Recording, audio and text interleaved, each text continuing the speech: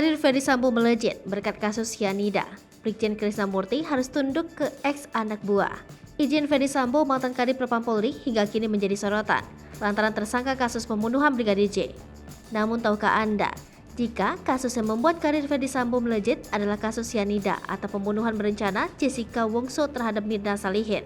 Kala itu pada tahun 2016, kasus kematian Mirna Salihin setelah menenggak kopi cyanida yang dipesan Jessica Wongso menjadi perhatian. Kasus cyanida tersebut kemudian ditangani oleh Ferdy Sambo yang menjabat sebagai Wakil Direktorat Reserse Kriminal Umum Polda Metro Jaya.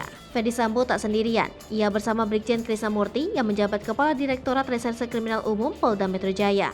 Keduanya berhasil mengungkap kasus cyanida kala itu. Ferdy Sambo dan tim berhasil mengungkap kasus cyanida yang menyita perhatian kala itu. Kasus cyanida pun membuat karir Ferdy Sambo langsung melejit. Pangkat Ferdy Sambo naik menjadi Irjen, satu tingkat dari Ketua Ditreskrimum sekaligus pimpinannya Brigjen Krisnamurti. Karir Ferdy Sambo pun semakin berkilau. Ferdy Sambo pernah diangkat menjadi Direktur Tindak Pidana Umum Mabes Polri. Namun pada 2022, Ferdy Sambo menjabat sebagai Kadif Propam. Jabatan Kadif Propam tersebut dinonaktifkan karena Ferdy Sambo ditetapkan sebagai tersangka pembunuhan Brigadir J pada awal Agustus 2022.